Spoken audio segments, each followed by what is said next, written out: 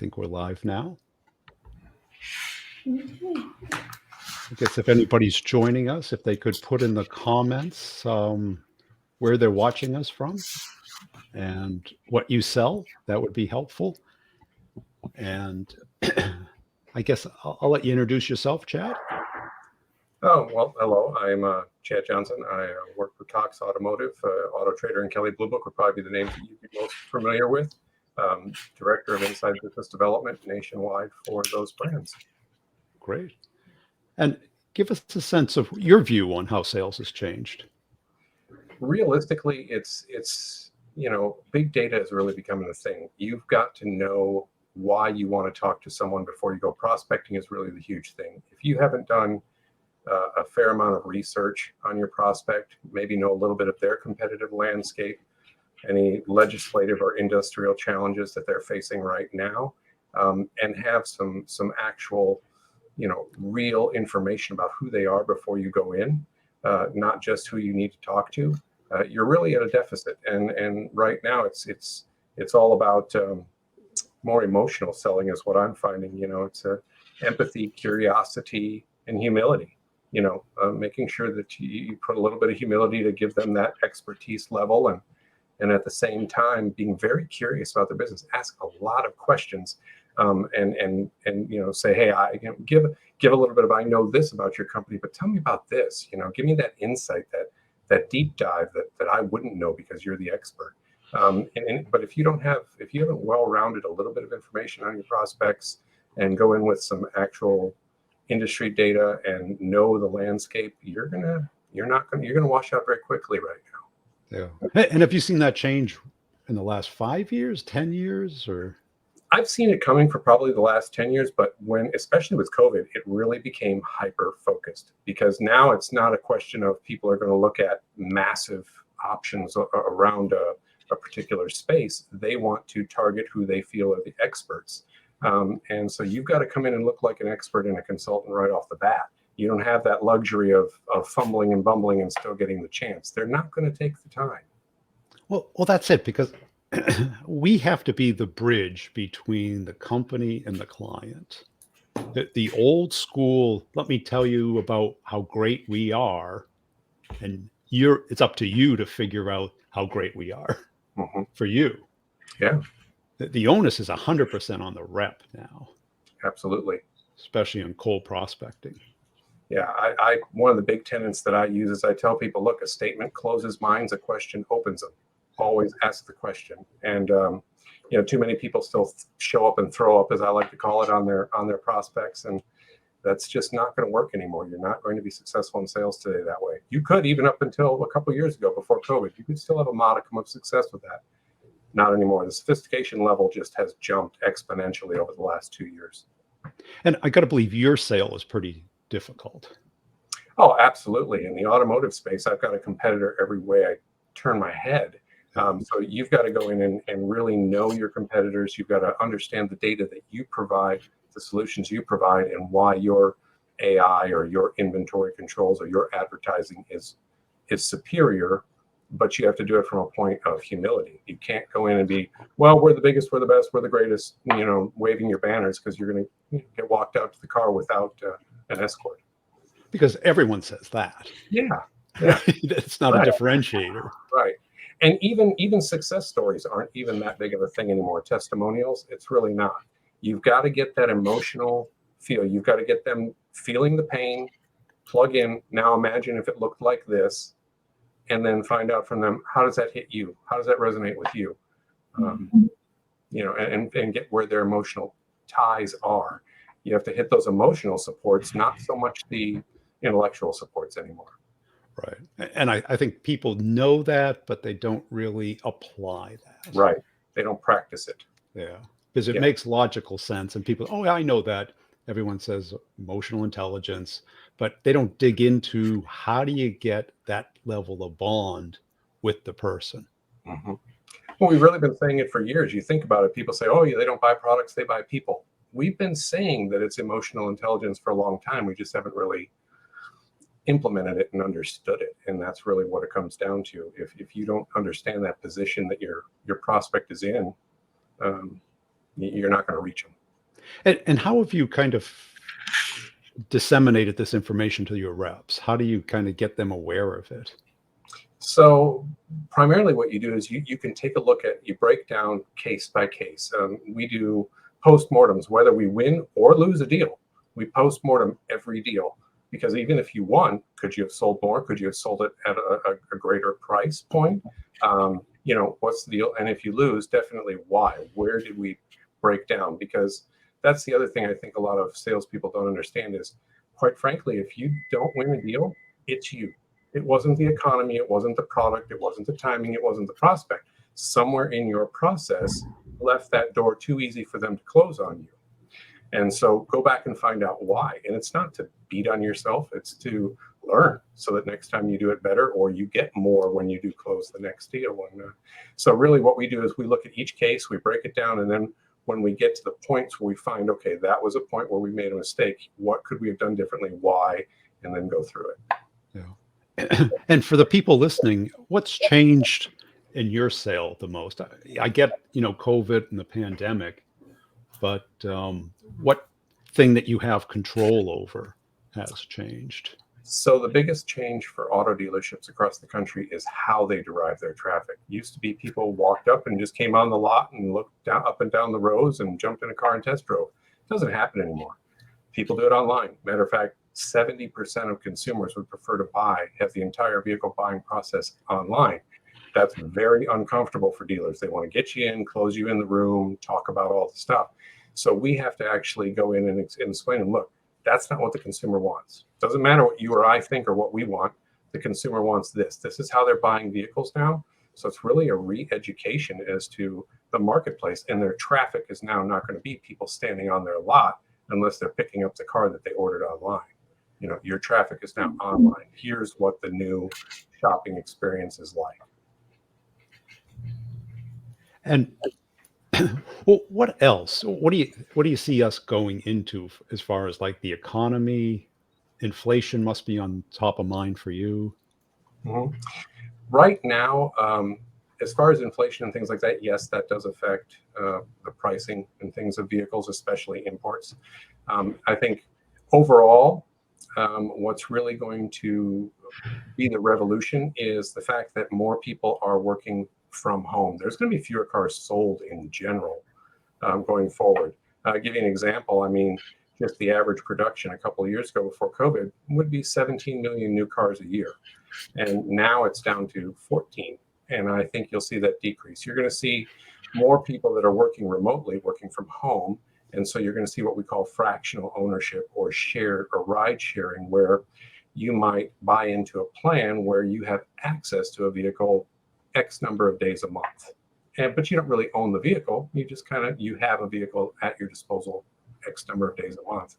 Or you're going to see people go into where they'll buy a tier package, where instead of I'm going to go buy the Camaro, I'm going to go buy Chevy's Platinum tier program, where this month I'm going to drive the Yukon Denali, and next month I'm going to drive the Corvette, and the 2 months down the road I'm going to need a pickup again. And you'll be able to make those selections from a single payment. It's already happening right now, from a single payment into a tiered plan.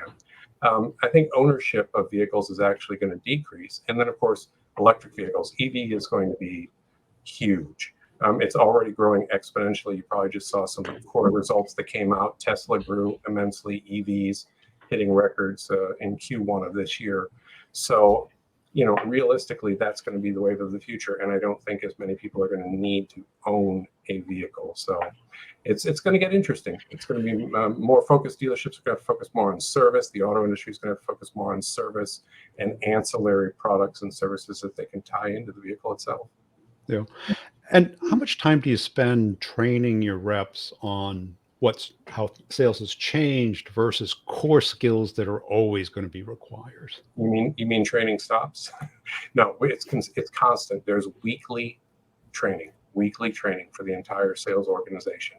It's never ending because it is changing so fast right now. It's kind of like, it is exactly like the internet. It changes daily. The algorithm on Google changes, next week. Yeah.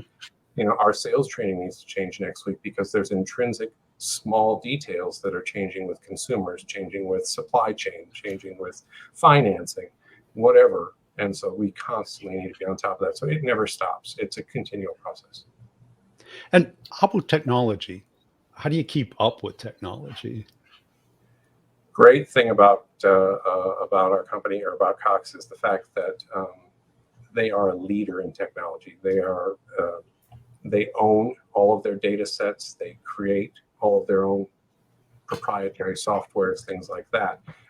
So for us, it's more a matter of driving the market rather than trying to stay in pace with the market. We are the Joneses. So that's a tough one for me to talk about right now, because we're always at the forefront. Our innovation. I mean, I'm not going to name names, but we spend more in R&D every year than our closest competitor gets in annual revenue. Yeah. And Bree, is there any questions so far? Do you think the need for salespeople will ever go away? No, No. not at all. But No. like Tesla's got away with no salespeople, right? Yeah. Well, they've gone away with showrooms, but even they had to acquiesce. There are certain showrooms in shopping locations and There different are. places around the country. They had to acquiesce because that model didn't work. People do need to touch it, feel it, look at it, smell it. Believe it or not, it's a vehicle. They love that new car smell. And then they do want to talk to somebody about it because they have questions that they just can't get answered online, or are answered in a way that they don't feel satisfied with the answer.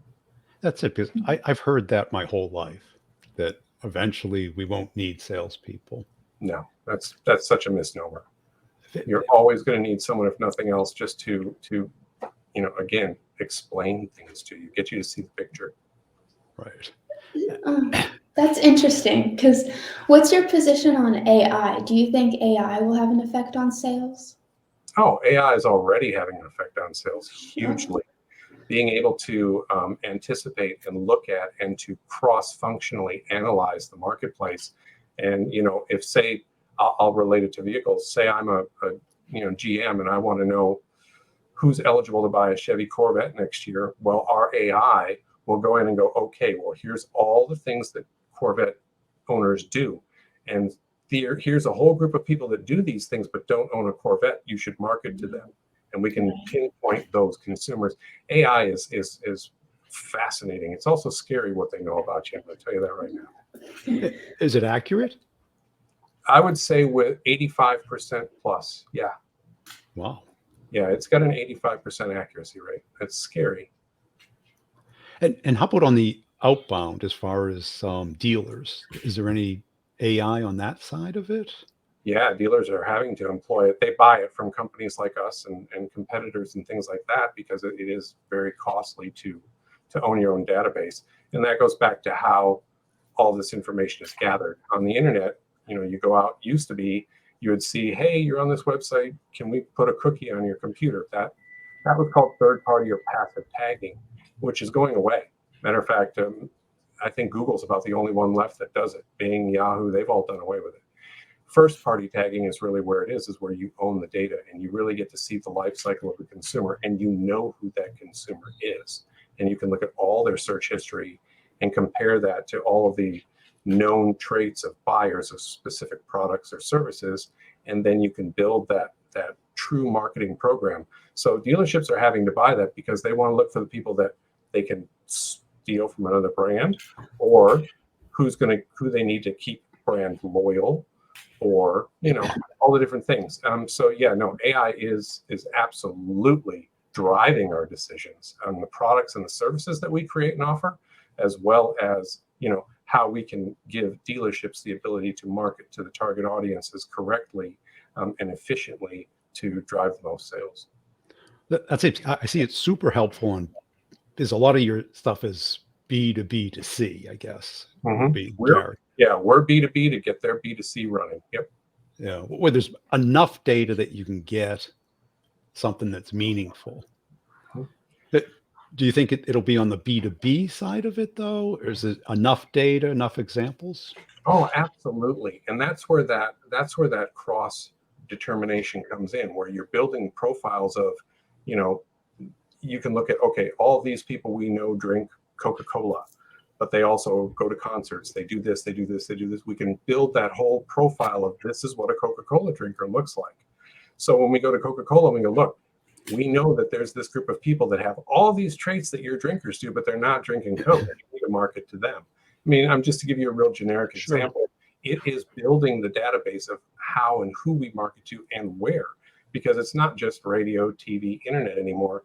We can actually insert it into your streaming services. If you're watching Hulu or Netflix, we can be that commercial that pops up instead of something else. Or, we can make sure that we pop up on your cell phone, your iPad, your whatever, no matter what you're doing. It's kind of scary, again, like I said, everything that we can do these days without revealing too much. And how do you split up, or do you, the training on things that are currently changing versus the things that will never change? You've always got to, the old saying, sharpen the sword. So we look at the foundational tenets of the products and services all the time, just to make sure that we're stressing that in our value proposition. But then the actual presentation is, so we break it apart from product and presentation. The presentation is where we're constantly growing that information on, here's what's changing, here's how you need to add this to your presentation. This needs to be spoken about a little differently. That no longer applies. Here's the new way of doing it, because that's no longer available, whatever that case may be. Google changed their algorithm, whatever. So we break it apart, product, presentation, and we get both pieces. And they're both tied into the AI. They're both tied into our informational database, and being able to go, look, here's why. This is what the consumers are doing.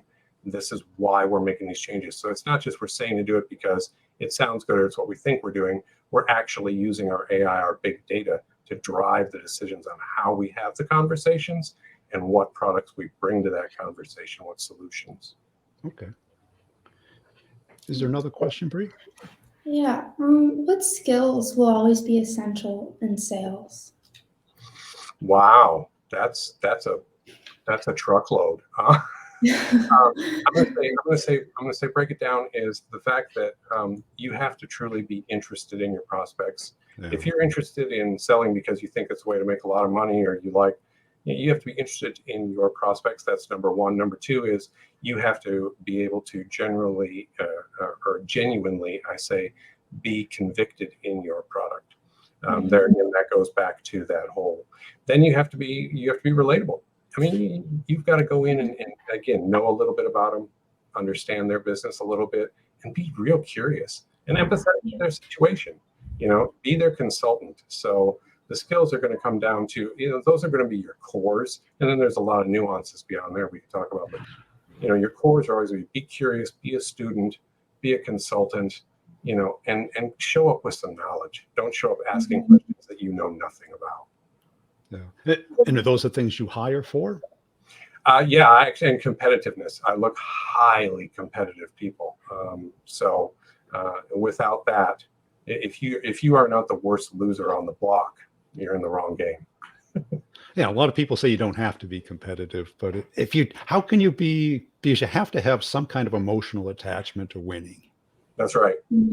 I think if you're not competitive, customer service is probably for you, not sales, because you're going to be probably very empathetic and helping people, but you're not going to drive innovation. You're not going to create needs. You're not going to expose pain, and you're not going to take that extra step that I think a lot of salespeople miss. What I call that discretionary effort to win the deal. If you're not competitive, you're going to go, well, I talked all the points they told me in training. We didn't win the deal. Well, you didn't win the deal. All the boxes are checked. Yeah, you didn't jump in. You didn't I did my part. Yeah. You didn't commit. You checked boxes. You performed a task. If you're not committed to it, and if you don't have that hunger to win, it's not going to work. Because that'll never change in sales, right? Never. And part of my point of doing this was, yes, you have to stay current, but if you're going to invest 80% of your time, maybe invest it in the things that won't change. Right. Because the empathy, the emotional intelligence, that's always going to be required. Yeah. Regardless of technology. Yeah. It's a very unused skill, though. People know it. They know it. but then they get in there and they forget to actually employ it. Right. To Because it requires prefrontal cortex activity. yeah, And my neurology degree is over there. I'm not going to talk about that. Yeah. well, when we get nervous, we naturally go to subconscious flight or fight. Yeah, well, and I mentioned it to you earlier. That's another thing. Get yourself used to not knowing where the conversation is going to be going. You know, go into it. Don't have this pre-planned path of we're going to talk about this, this, and this. I mean, they're going to say this, this. Don't do that. Go in an open slate. Go with the flow of the conversation. You know, go with where they take you. You show them the path. Let them give you the tour, and then you can show them some highlights along the way. That's the consultant feel of it. You know, and I think that's it. If you go in with a preconceived notion of here's what we're going to talk about because here's what everybody says, no. Everybody may have a similar problem. There may be a similar issue that's in the industry or similar legislation that's affecting what they do, but nobody's going to react to it the same way. Nobody's going to have the same questions or feelings about it or concerns about it. So you've got to go into that conversation completely blank, you know, and go with your prospect. You know, take the tour with them. Don't expect to, you know, and it used to be, hey, we're going to walk them down the golden path to them signing the contract. No, it's not that way anymore. If you go in with that attitude, they're going to walk you down the golden path to the parking lot. Yeah, or just yes, you, and smile and nod, and then not call you back. Yeah. Well, what's changed about sales leadership? Because you've been doing it for a few days. Yeah. Realistically, what it comes down to now is the effective sales leaders, they understand that there's a certain amount of activity, metrics, things like that need to be done, but it's really more about the right things being done. Where are your funnels? Where are your pipelines at? What do we know about each of these prospects? What do we know about their buying process? What do we know about who the players are? Do we have any what I call snipers that don't like our company, don't like our service? Who's our advocates? And really being able to build that picture of how do we win? Why would we lose? And so I think more the pipeline management and having the right number of opportunities with the right prospects is more important. I don't care about, you go call 100 dealerships today. That means nothing to me. Right. I'd rather you find me 2 or 3 very well qualified dealerships and have knowledge of them, have a relationship that you can articulate to me. You know, here's how our relationship is. This is what we've talked about. Go through the process. Here's their buying process. Yes, they have money. Yes, they have need. Show me all of that. And that's really what is important to me. I want more of that. I don't care about the number of dials you can make, emails you can send, videos you can create. That doesn't matter. What matters is what do you know about the prospect and how well are you engaged with them? So today's leader needs to really focus on the pipeline, not in terms of quantity, but in terms of quality. Because it's not about, you know, some people, oh, we got to be efficient. We've got to make this many contacts. No, you've got to be effective.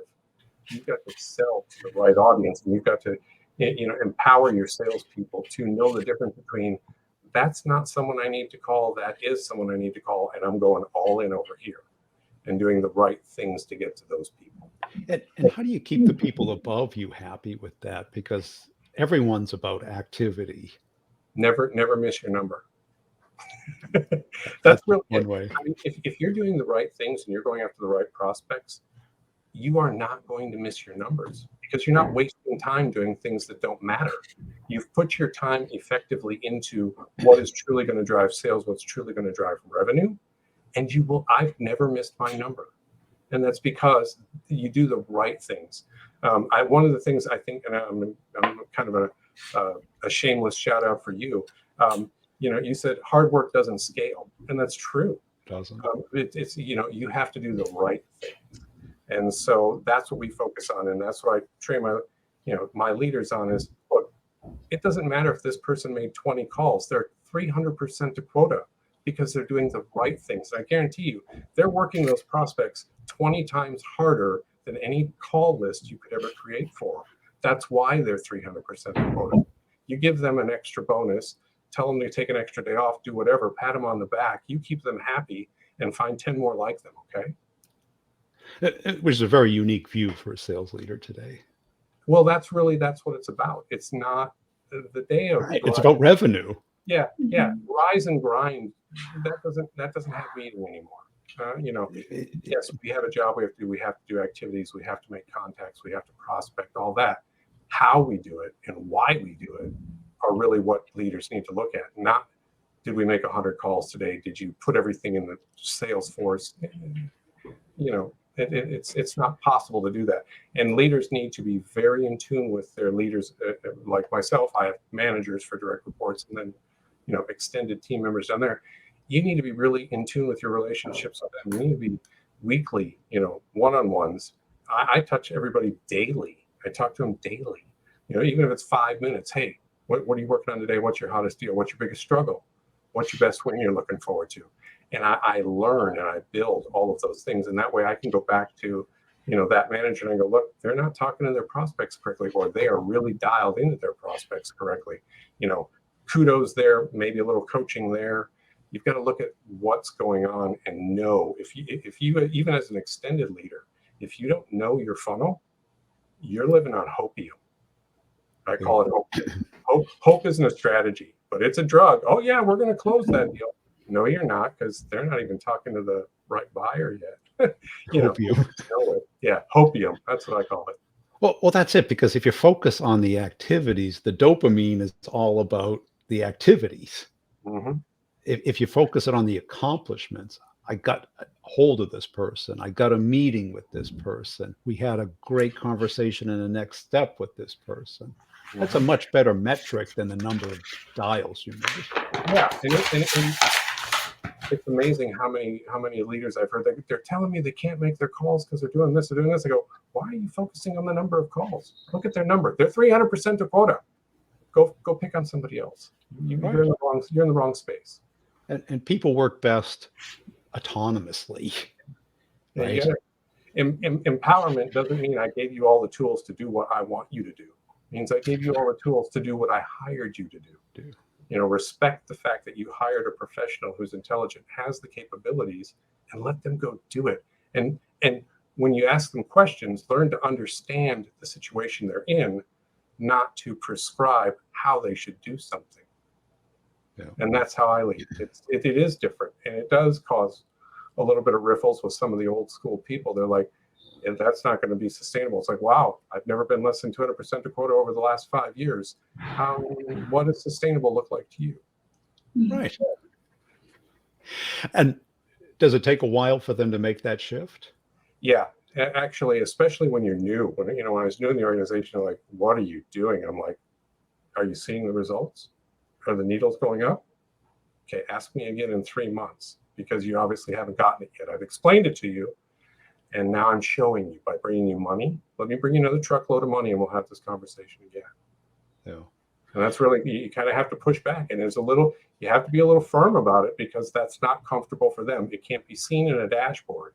They can't go into Salesforce and pull up this, chart that says, hey, we're doing great. And, right. I can give you green dials all day long and no money. That's worthless.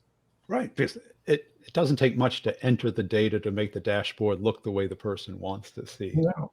And let's face it, professional salespeople, what do they hate the most? That damn CRM. I do too, by the way. But it is a necessary evil. But for the most part, the best things about a deal are never going to be found in that CRM. CRMs lie to you. Yes. Especially when you ask the rep to fill in the information that they know what you want. Yeah.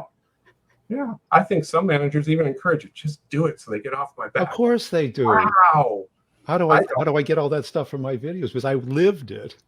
Yeah, and that's why even with me, I tell my managers, there's leading up and leading down. Sometimes you have to coach up to me and go, look, that's not relevant, and here's why. Bring me the example. Bring me the case. I'm reasonable. I'm open. And I think that's the biggest thing leaders also need to be, is open to that feedback. They don't listen to the voices of their salespeople. They drive away their best salespeople because they mire them down in these things that just don't matter. And the best salespeople know that. So they'll go find an environment where they can be them. Make it yours. Yeah, because the number one question is, what companies get it? To me. And it's like, well, I'm not a headhunter, right? Right. Yeah. I mean, I personally don't like hiring a lot of people. I like promoting people, but I don't like hiring a lot of people. Yeah. And what do you look for when you do hire people? What are some of the questions, or when you glance a resume, what are you looking for? Really, what I'm looking for is evolution. I want to see people that have progressed in technical and size of sale and things like that. What they've sold, somewhat germane, but not as entirely germane as the other intrinsic things that I ask questions for on integrity, competitiveness, creative thinking. I give them very many situational questions. I put them in a situation. How would you do that? And then I also ask, give me some examples of what you have done, and then I put them in future ones. One of my favorite ones to ask, though, is for integrity is I'll ask somebody, hey, tell me 3 goals, up to 3 goals in your life that if you didn't accomplish at the end of your life, you would feel, man, I missed out. I didn't do it right. It's a great question. And people will give me that answer. And then what I like to do is I like to immediately follow it up with, what have you done in the last 6 months towards any of these goals? And that's when you find the people who have true integrity, true goals, true ability to set a path that they're working on, and not because the ones that just gave you something that they thought sounded good that gave your answer, they're like, it's like, wait a minute. At the end of your life, you're going to feel like you missed. You may have even failed if you didn't reach these goals. You just told me that, and you've done nothing on them in the last 6 months. I just learned a lot about you. Well, right. There's the goal to make you feel good. Right. And then there's the goal that you're willing to work for. Right. Two different things. So I do things like that. And I put people in positions to tell me, to truly expose to me, who are the driven, who are the goal setters, who are the competitors, who are the people that will really go out there and use that discretionary effort to win every single deal. That's good. Is there any other questions, Bree? What will occur if we ignore the changes? Wow. You mean as a society or as a group No, of salespeople? and says salespeople. Yeah. If you ignore the changes, you won't be in sales much longer. Really, what's happening is if you're not advancing and growing with your consumers, your prospects, you're going to need to find a different occupation because you won't be very successful in sales. That's just like it's a fact that consumers are shopping way more online than they ever have now. If you're out there and you don't acknowledge that, as a business, you're not going to have many customers. Same thing with us in sales. If we're not acknowledging that our prospects have changed dramatically in the way they buy and how they critique everybody that they take a presentation from, you're not going to be in the game very long. So how do you keep up with it? Because there's infinite things you could spend your time on, especially in your space with technology, because you're kind of marketing and sales a little bit, right? Yep. The great part about it is again, it goes back to AI, being able to look at the data and see where the trends are going. I mean, it takes analysis and being able to dilute the data and go, okay, this is a trend. Here's the data points that support the fact that this is going in this direction. And then making those logical decisions to maybe make an incremental investment in something that's necessary to meet the need of that trend. Definitely changing your presentations and your conversations with your prospects to meet that trend that they probably know too, whether they want to acknowledge it or not. They know it. They may not like it, but you have to really drive it home for them. And from that consultative approach, if you're not coming with new data, if you're not coming with new trends, if you're not bringing that to the table in the conversations, I assure you that another salesperson is, and they're going to win that deal. And how do you determine which technologies or trends aren't worth investing in? You're going to look at that based on product segment. There are certain things that, certain products are up and coming, certain products are dying out. You may see a trend change in a product that's dying out that's not as relevant. You have to look at, overall sets of where your business, your company is going, as well as the entire society of the consumer base is going. And there again, it all goes back to that AI data that we collect and looking at it. So, a trend may be something that looks significant, but is it something that's sustainable and scalable over the next 5 years, 10 years? Or is it something that, we can make a couple quick bucks on it now, but it'll be dead in 2 years? I'm not going to waste money on that. I'm more interested in what's scalable and measurable over the next 5 to 10 years. And have you ever been tricked? Will Of course. you bet on the one that turned out to be not so good? Oh, sure. Everybody has. And I'm not going to give an example because it's embarrassing. Yeah. Well, We all make mistakes. yeah. Or you see little blips that you think, okay, this is going to be really a solid long-term trend, and it turns out to be the pet rock fad, you know. But well, that's it, right? Because we see it all the time. People are like, "Are you doing this? Or you're doing that?" And it's like you can't do everything. Right. So you got to pick and prioritize. And if you're kind of late to it, you might miss the boat. Right. But you know, the ones that are really going to be the long-term evolutional changes like EV, you see them coming from miles away. They start a long time back, and then data supports when your jump-in point is. It's almost like playing the stock market. You're like, okay, now's the right time to buy the stock because it's about to go up. You know, you don't necessarily have to be the first, but you can't afford to be the last in buying It up would be here. the last. So you just using that data to find your jump-in point, and then making sure that you do commit to it. Don't play half-hearted. If you're going to go after it all in.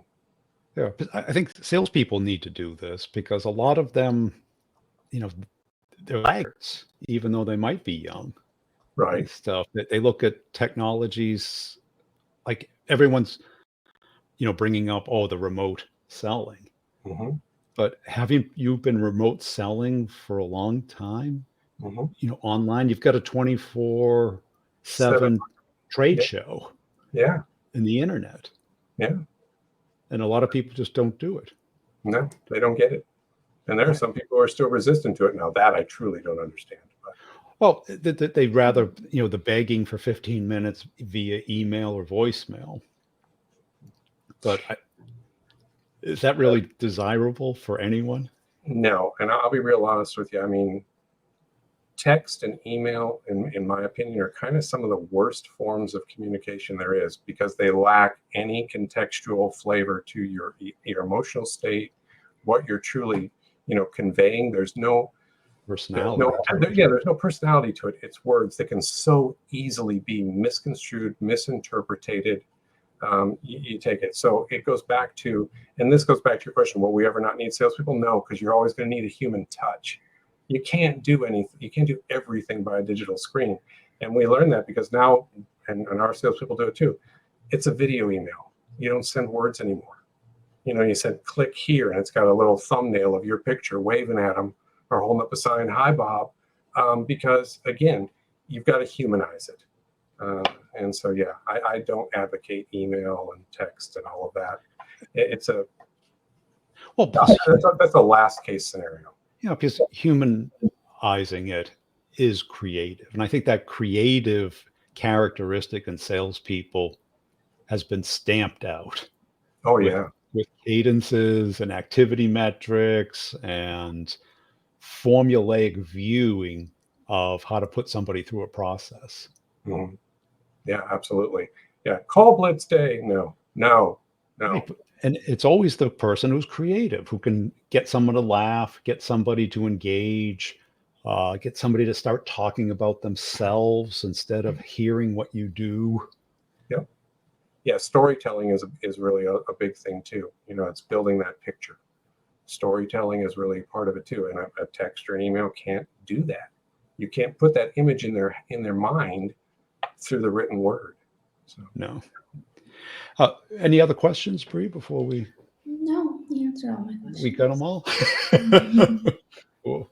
Well, what advice would you have for salespeople today, Chad? That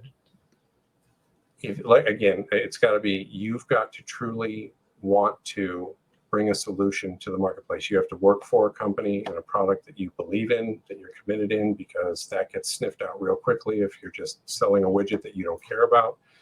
And do your research. Make sure you know who you're talking to and have a good concept of why you're talking to them, not just because you've got a product to sell. What does it do for their business? What does it do for them? And then care about them. Ask enough questions and be humble enough to admit that you don't know their business like they do. You're an expert in what you do, not what they do, no matter how many people like them you've spoken to. And be empathetic, because not everybody's going to be in the same situation in the same industry. So, you know, don't be afraid to sit back and commiserate a little bit with them as you're moving through the trail. That's part of it. you're coming to bring some pain anyway. So if they're already suffering, you'll know what level of pain you need to bring versus someone who thinks they're on top of the world. So, educate yourself, be committed, believe in your product, and that's where you need to go. Be a human. And where can people find you? You can find me on LinkedIn or through Cox Automotive. Great. Appreciate you joining us today. Thank you for having me. Hope you'll come back again sometime. Anytime. Great. Thanks, Chad. Thanks, Bree.